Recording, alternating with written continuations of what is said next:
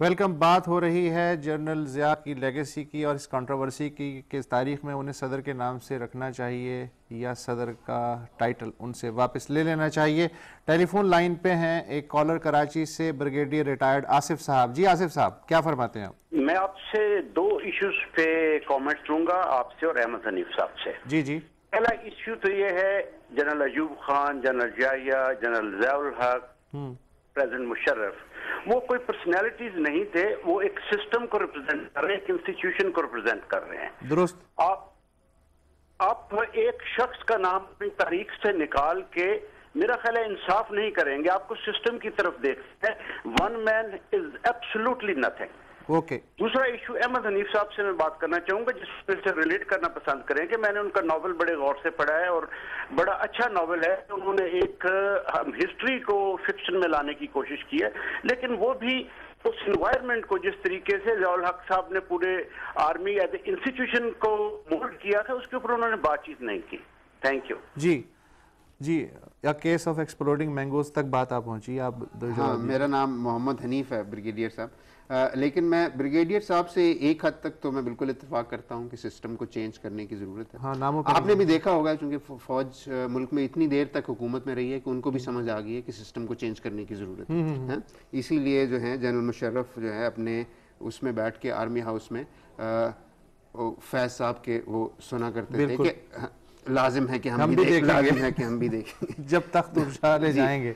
तो और दूसरी बात यह है कि मेरी किताब जो है वो जाहिर है एक नावल है, उसमें कोई सच्ची बात नहीं है। लेकिन मुझे ये काफ़ी बाज़ दफ़ा डर लगता है इस बात से कि जिन फ़ौजी हजरात ने किताब पढ़ी है और वो मुझे कुछ लोगों ने ख़त भी लिखे और या कुछ लोग कभी मिल जाते हैं तो बात करते हैं, वो समझते हैं कि ये बिल्कुल हिस्ट्री है, सच है, ये हिस्ट्री है। बल्कि बाज़ दफ़ा मेरे से ये भी पूछा गया कि ये कोर कमांडर्स की मीटिंग के अंदर ये जो बात हो रही थी ये आपको किसने बताई?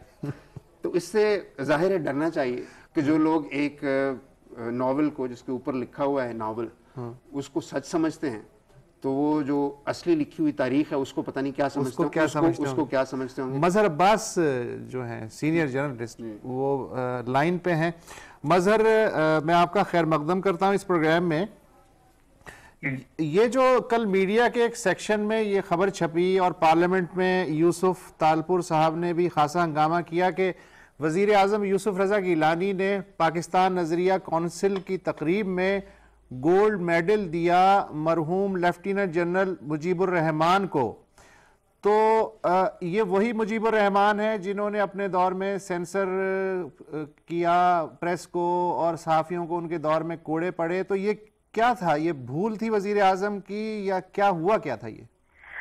देखिए, वजीर आजम की भूल तो नहीं होनी चाहिए, क्योंकि वजीर आजम उस पीरियड को भी अच्छी तरह समझते हैं और जनरल मुजीबुर रहमान का नाम कोई ऐसा नहीं है कि जिसको नज़रअंदाज किया जाए। असल में जो हमारे हुक्मरान हैं वो मफाहमत की एक ऐसी पॉलिसी लेके चले हैं जिसमें जमहूरियत और आमरियत का फर्क ही मिटा दिया है उन्होंने। अच्छा। कि मफाहमत जमहूरियत पसंदों के दरमियान होती है, जमहूरियत और आमरियत के दरमियान नहीं होती।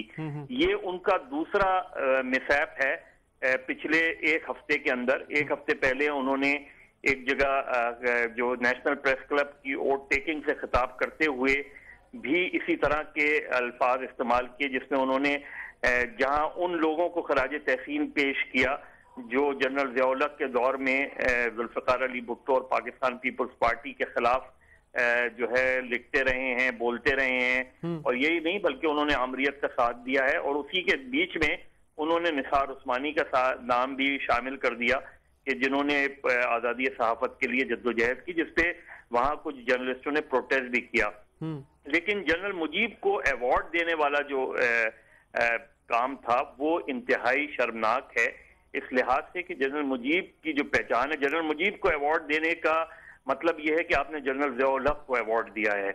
और ये बात आज मैंने इंफॉर्मेशन मिनिस्टर कमरुज़्ज़मा कायरा से कही कि इससे बेहतर था कि जनरल ज़ियाउल हक को अवार्ड दे देते। तो क्या कहा कायरा साहब ने? क्या कहा कायरा साहब?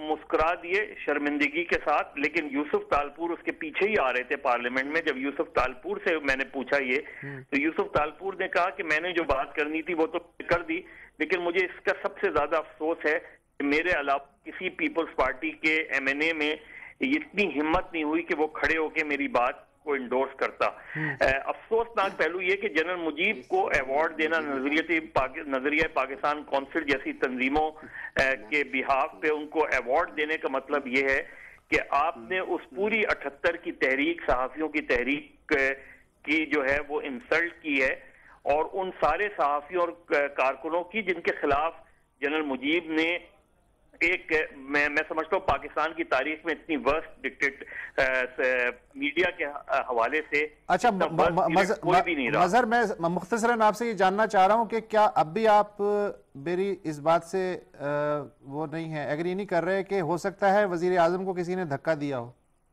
नहीं, मैं नहीं समझता वजीर आजम, मैं नहीं समझता कि वजीर आजम इतने मासूम हैं कि वो इस चीज को नजरअंदाज कर सकते अच्छा मजहर, मेरे साथ मोहम्मद हनीफ बैठे हैं, वो आपसे कुछ पूछना चाह रहे हैं।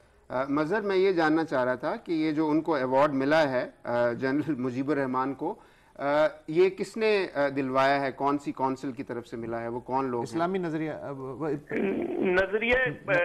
पाकिस्तान काउंसिल। जो मुझे भी, मैंने ये चीज पढ़ी थी, लेकिन और मैंने इस पे सदर के तर्जुमान फरतुल्लाह बाबर को जब SMS किया तो उन्होंने भी जो मुझे जवाब दिया वो बड़ा इंटरेस्टिंग था। जब मैंने उनसे पूछा कि इज इट ट्रू कि जनरल मुजीब को अवार्ड दिया गया है आपकी तरफ से, तो उन्होंने कहा कि अनफॉर्चुनेटली यस। और दूसरा SMS मैंने शहरी रहमान को किया था और उन्होंने कहा कि सॉरी इट्स अ रियलिटी। तो मसला ये कि शर्मिंदा भी है अवार्ड देने पर, और नजरिया पाकिस्तान काउंसिल जो है वो बुनियादी तौर पे जनरल ज़िया-उल-हक के ही पीरियड की पैदावार है। ये वही काउंसिल है जो मजहर, ये वही काउंसिल है जो मजीद निजामी साहब जो बहुत बुजुर्ग साहब, ये वही चलाते हैं। और इसमें गालिबन जाहिद मलिक साहब भी हैं। जाहिद मलिक साहब जो वो है। असल चीज ये कि उन्होंने जो दिया वो नहीं, मसला ये कि वजीर आजम ने, और जो सही बात है। हाँ मजहर, उसमें एक है, मेरा ख्याल है, एक छोटी सी मुख्तसर सी मैं बात कर लूँ। मेरा ख्याल है हो सकता है कि यूसुफ रजा गिलानी ने या हुकूमत ने जो मजीद निज़ामी साहब हैं वो उनका एक अपना नज़रिया है, नज़रिया पाकिस्तान के बारे में, बल्कि शायद वही हैं जो आजकल इसका बहुत ज़्यादा प्रचार करते हैं। तो हो सकता है उनसे डर के दे दिया हो, क्योंकि उनका एक मीडिया ग्रुप है, नहीं तो गवर्नमेंट की एक और दुश्मनी हो जाती।